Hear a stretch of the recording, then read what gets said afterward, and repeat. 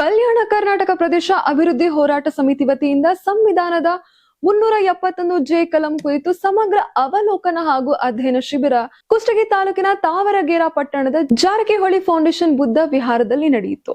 ಇನ್ನು ಶಿಬಿರದಲ್ಲಿ ಕಲ್ಯಾಣ ಕರ್ನಾಟಕದ ವಿವಿಧ ಜಿಲ್ಲೆಗಳಿಂದ ಆಗಮಿಸಿದ್ದ 371 ಜೆ ಕಲಂಗೆ ಸಂಬಂಧಿಸಿದ ಅಭ್ಯರ್ಥಿಗಳು ಹಾಗೂ ಆಸಕ್ತರು ಭಾಗವಹಿಸಿದ್ರು.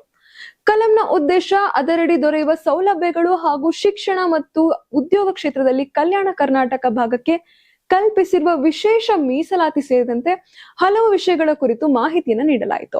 ಇನ್ನು ಕಲ್ಯಾಣ ಕರ್ನಾಟಕ ಭಾಗವು ಹಲವು ವರ್ಷಗಳಿಂದ ಎದುರಿಸುತ್ತಿರುವ ಹಿಂದುಳಿದಿರುವಿಕೆ ಹಾಗೂ ಅಭಿವೃದ್ಧಿಯ ಸಮತೋಲನವನ್ನ ನಿವಾರಿಸುವ ಉದ್ದೇಶದಿಂದ 371 ಜೆ ಕಲಂ ಜಾರಿಗೆ ಬಂದಿದೆ. ಹೀಗಾಗಿ ಅರ್ಹ ಅಭ್ಯರ್ಥಿಗಳು ಈ ಕಲಂನಡಿ ದೊರೆಯುವ ಅವಕಾಶಗಳು ಮತ್ತು ಸೌಲಭ್ಯಗಳನ್ನು ಸಮರ್ಪಕವಾಗಿ ಬಳಸಿಕೊಳ್ಳಬೇಕು ಎಂದು ಶಿಬಿರದಲ್ಲಿ ಅಭಿಪ್ರಾಯನ ವ್ಯಕ್ತಪಡಿಸಿದ್ದಾರೆ.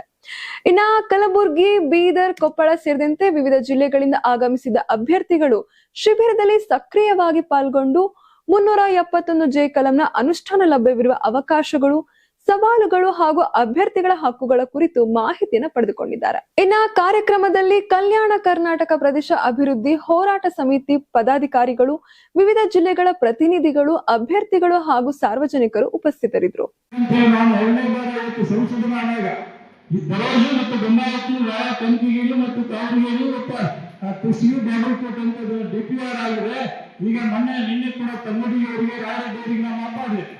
ನೋಡಿ, ನೀವು ರಾಜ್ಯ ಸರ್ಕಾರದಿಂದ 50% ಸೇರನ್ನು ಅವರು ಕೊಟ್ಟರೆ ನಮಗೆ ಬಾಗಲಕೋಟೆ ಕುಷ್ಟಗಿ ಮೇಲೆ ಮತ್ತೊಂದು ಹೊಸ ರೈಲು ಮಾರ್ಗ ಆಗ್ತದೆ.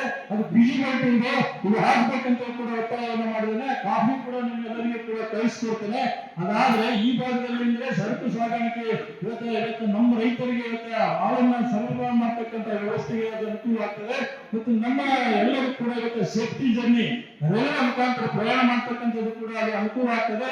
ಅದರ ಜೊತೆಗೆ ಕುಷ್ಟಗಿ ಅಂತ ಒಂದು ನಗರ ಬೈಪಾಸ್ ಆಗಬೇಕಾಗಿದೆ, ಗಂಗಾವತಿ ನಗರ ಬೈಪಾಸ್ ಆಗಬೇಕಾಗಿದೆ. ಕೊಪ್ಪಳಕ್ಕೆ ಇಂಡಸ್ಟ್ರಿಯಲ್ ಇರುವುದರಿಂದ ಇಂಡಸ್ಟ್ರಿಯಲ್ ಏನು ಹಾನಿಯಾಗಿದೆ ಅದರ ಬಗ್ಗೆ ಇನ್ನೊಂದ್ಸಲ ಏನಾದ್ರು ಸಭೆ ಕರೆದ್ರೆ ಮಾತಾಡಬೇಕಾಗ್ತದೆ. ಎಷ್ಟು ಪರಿಸರವನ್ನು ಕಳ್ಕೊಂಡಿದ್ದೇವೆ, ಅಲ್ಲಿಯ ರೈತರ ಬದುಕು ಏನು ಬದುಕಲಿಕ್ಕೆ ಸಾಧ್ಯ ಇಲ್ಲ. ಅವರು ಅಲ್ಲಿ ಇರಬೇಕು ಅಥವಾ ಬಿಡಬೇಕು, ಆ ಗ್ರಾಮಗಳನ್ನ ಬಿಟ್ಟು ಹೋಗ್ಬೇಕಂತ ಒಂದು ವಾತಾವರಣ ಕೂಡ ನಿರ್ಮಾಣ ಆಗಿದೆ. ಅದನ್ನು ಹೇಗೆ ಕಂಟ್ರೋಲ್ ಮಾಡ್ಬೇಕು ಅನ್ನೋದು ಕೂಡ ಇವೆಲ್ಲ ಕೂಡ ಚರ್ಚೆ ಆಗ್ಬೇಕಾಗಿದೆ. ಈ ತರ ನಮ್ಮ ಸಿಂಟಾ ರೋಡ್ ಯೋಜನೆ ಏನು ಅರ್ಥ ಆಗಿದೆ ಅದನ್ನು ನೀರಾವರಿಗೆ ಒಳಪಡಿಸ್ತಕ್ಕಂಥದ್ದು ಎಲ್ಲ ವಿಚಾರಗಳನ್ನ ರಜಾಕ್ ಅವರು ನೀವು ಆ ಟಿಪ್ಪಣಿ ಮಾಡ್ಕೊಂಡು ಮುಂದಿನ ಇಂಥ ಸಭೆ ಸಮಾರಂಭಗಳಲ್ಲಿ ಚರ್ಚೆಯನ್ನ ಒಳಪಡಿಸಿದ್ರೆ ಮತ್ತೆ ಇಶ್ಯೂ ಮೇಲೆ ನೀವು ಹೋರಾಟ ಕೂಡಬೇಕಾದ್ರೆ ನಾವು ಒಮ್ಮೆಲೆ 1000 ಜನ ಕೂಡಬೇಕಂತಲ್ಲ.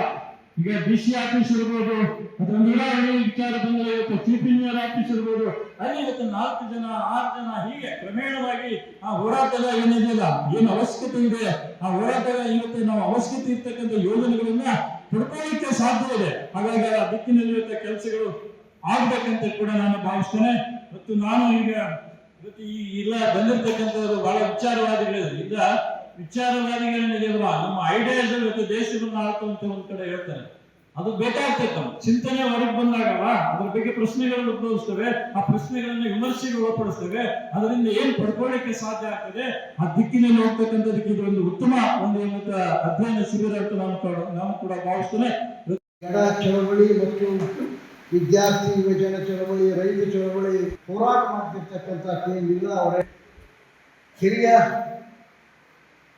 ಚಿಂತಕರು, ನಾಯಕರಾಗಿರ್ತಕ್ಕಂಥ ಆರ್.ಕೆ. ದೇಸಾಯಿ ಅವರೇ, ಜಾನ್ ದಸ್ತಿ ಅವರೇ, ಮಹಾಮನಿ ಅವರೇ, ಕಲ್ಯಾಣ ಕರ್ನಾಟಕ ಪ್ರದೇಶ ಅಭಿವೃದ್ಧಿ ಸಮಿತಿಯ ಕಾರ್ಯದರ್ಶಿಯಾಗಿರ್ತಕ್ಕಂಥ ಬಸವರಾಜ್ ಅವರೇ, ನೀರಾವರು ಕಾರ್ಯದರ್ಶಿ, ನಾನು ಹೇಳೋದು ನಿಂತಿದ್ದೆ, ಇಬ್ಬರು ಕಾರ್ಯದರ್ಶಿ ನಮಗೆ, ಮತ್ತೆ ಮಹೇಶ್ ಅವರೇ, ಈ ವೇದಿಕೆ ಮೇಲೆ ಇರ್ತಕ್ಕಂಥ ನಮ್ಮ ಚಿದರಿ